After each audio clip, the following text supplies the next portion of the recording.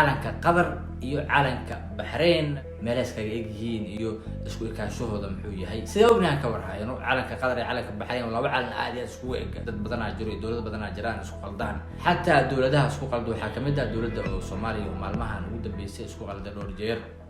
marka maxaa keenay in calaamadaas la isku qaldo sida ognahay ka warhayno calanka dawladda Qatar iyo calanka dawladda Bahrain waa laba dawlad oo ka samaysan dibada kala ah gaduud iyo cadaan waxayna leeyihiin dildiilmo laakiin haddaad fiiriso calanka dawladda Qatar gaduud kaliya maaha waa gaduud iyo midab kale oo la yiraahdo urjuwaani basaliga mise Ingiriis ahaan loo yiraahdana purple waa labadaas midab oo isku daray marka midabka urjuwaani mise purple maxay ugu dareen meesha ugu muujiyeen wuxuu u jeedanayaa waxay tahay waayo hore diinta islaamka xataa inta imaan waa inoo Maxamed sallallahu alayhi wasallam ka hor xataa waayo adduunka imaamulu jirta dawladda Faarisiinta midabka la yiraahdo purple mise urjuwaaniga mise basaliga sababta qaana midabkan u jeedana mise canabiga wuxuu ahaan jiray midab dhif iyo naadir oo qaliil anaha si oo adag lagu helo marka dawladda Qatarna mise dhulka Qatar loo yaqaan wuxuu ahaan dhulka kaliya laga helo caan ku ah soo saarista midabkan oo la hayo urjuwaaniga mise basaliga mise purple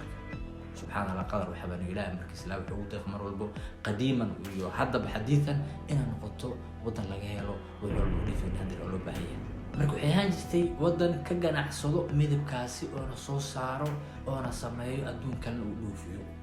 مركا تاسع كنتي إن قدرتو على كذا إن قصة ليسو مذب كاسي أو أرجواني جوا مثل بصلي وإك ساسا مركا كنتي جدودي أرجواني إنه نقضو marka waxay ula daleedahay ula jeedaa in taariikhi ahaan xataa waagi hore ee tahay dad oo asal ahaan midabkaani xiriir ka dhaxeeyo taas ula daleedahay gaduudkan macnihiisu wuxuu ula daleedahay dawladda Qatar dhiigii ku daatay dagaalkii dhaxmaray ayada iyo dawladda Bahrain sanadka markuu ahaa 1867 ilaa iyo 68 marka calanka dawladda Qatar waa gaduud iyo basali oo isku daray marka gaduudka waxay ula jeedaa dhiigii lagu daadshay dagaalkii dhaxmaray dawladda Qatar iyo dawladda Bahrain midabka urjuwaaniga ku dhex jirna basaligan wuxuu la jeedaa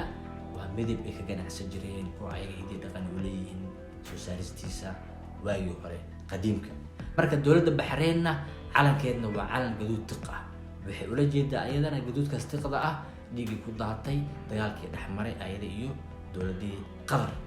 marka cadaankan wuxuu la jeedaa nabadda marka hadaa fiirsan dildiilmaha dawladda Qatar waxay leedahay calankeeda oo leeyahay sagaal dildiilmood sagaalkaas dildiilmood Qatar waxay ula jeedaa waxay ula jeedaa inay tahay gobolkii sagaalaad ee goboladii Ingiriisku aasaasay taas ayay sheegaysaa Bahrainna waxay leedahay shan dildiilmo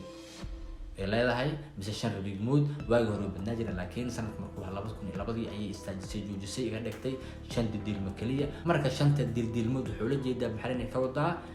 أركان الإسلام كوضع معناه أشهد أن لا إله إلا الله وأشهد محمد رسول الله إقام الصلاة وزكاة وصوم رمضان حج البيت من استطاع إليه سبيلا من تسجيل المسؤول الجديد دي ويديو وطن نعلم وطن كيسله أستان إسلامي لكن أنا كقرنين وطن كيوا بحال هذا بحريوا معناها شنت الدين الموضوع كوضع شنتي أركان الإسلام كوضع مركا سيد هذا عالم سعود ربي حقوق لا إله إلا الله صوما أنا مركا عالم كان محاوي شنتي حديك على هنا بس شنت صوماليات marka hadaa fiiriso brother tan maxay ku sanaysaa shanta xidig mise shanta gobol mise shanta Soomaaliya la sheegayo in hadhuut anagana aan amal u kala furfurmi doono oo gobolka xidigtiisa soo sheegi doono gobolku yahay mas'uul ahaan jiray